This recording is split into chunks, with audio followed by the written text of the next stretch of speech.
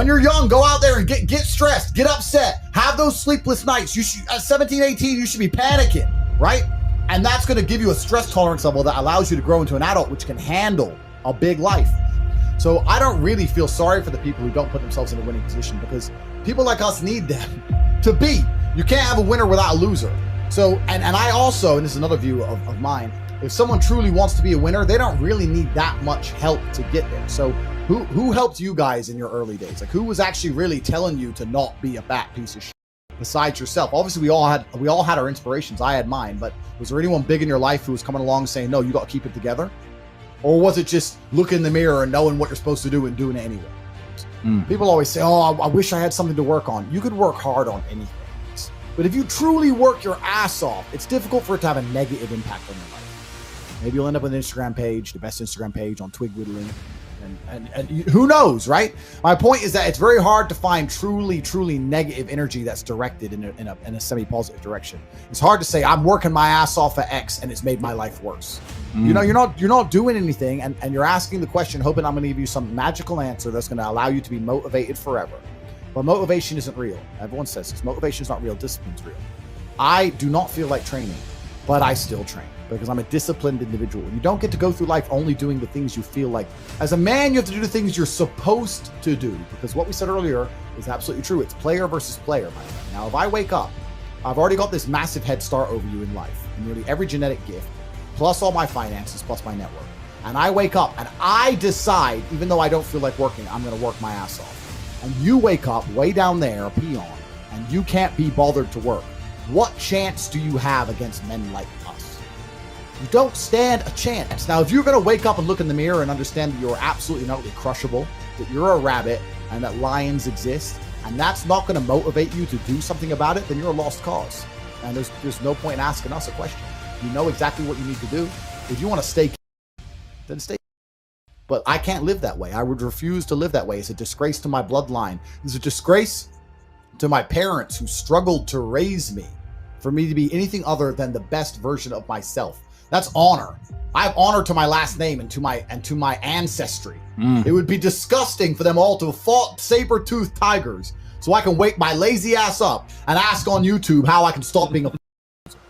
You understand where I'm coming from? Oh, 100%. So this is down to you, my friend. And listen, you may feel fired up for 10 minutes after this little talk, but you're not going to feel fired up forever. You need to put systems in place. You need to get discipline. And like Justin says, you need to get an atmosphere of people around you who are going to keep you accountable and not make it easy for you to continue to be a nobody.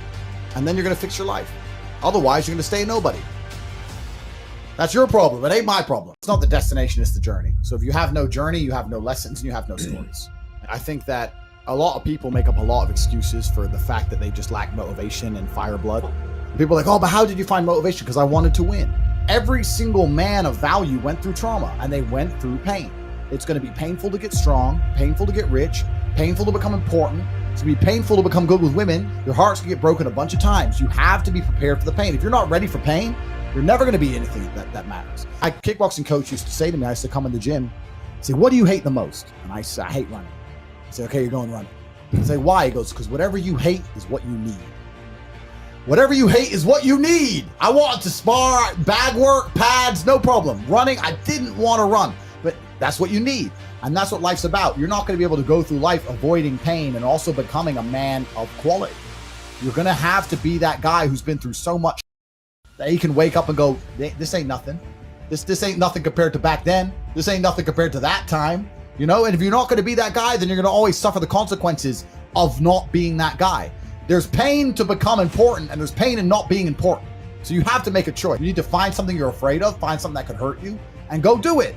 And that's one of the great things about being young, right? You're basically superhuman. Yeah. All of us are our age. We're all in our 30s. I remember when I was 21. Bro, I could drink all night. Yeah. I run 20 miles. Fight all day. You couldn't hurt me. Like I had Wolverine-like healing abilities, and this is actually one of the problems with the world today. I noticed the internet's up because we have all these youngsters who have a voice. They all think they know something on Twitter and on the internet. These kids, right? When I was 23, 22, I didn't know shit. I'm 35 now. I'm one of the smartest men on the planet. And when I was 23, I didn't know shit. When you're 35, you're definitely going to still be a dumbass. So when you're 23, like you are now, you don't know anything. Your only attribute is the fact you have Wolverine-like healing abilities and you're not using it. Stop talking, start listening, get out there, get hurt, get the back up. But there is a degree of wisdom that comes from physicality. I learned a whole bunch of shit about the world from just having my ass kicked. It wasn't even conversations. It was just getting beaten up. And you learn about the world from I write tweets and people are like, that's so wise. Where'd you learn that? I was like, oh, kicked in the face. That's how. If someone were to say to me and say, how can you tell someone's gonna be successful? I wouldn't say highest IQ. And we've already proved this with studies, right? The highest IQ has nothing to do with how successful you are. It doesn't. I would say the number one thing that will tell me how successful a person will be, especially as a man, is their stress tolerance. Yes. You're not gonna have a big life without big problems. You're not gonna be important without 22 cars, 3 businesses. Your phone ain't gonna stop. It's gonna be stressful. Banks are gonna get frozen. Money's gonna go missing. You're not gonna have a big life that's a calm ocean. You need to learn to just surf the waves and laugh, because most people just collapse under the pressure. Stress tolerance is a massive indicator of how successful you're gonna be.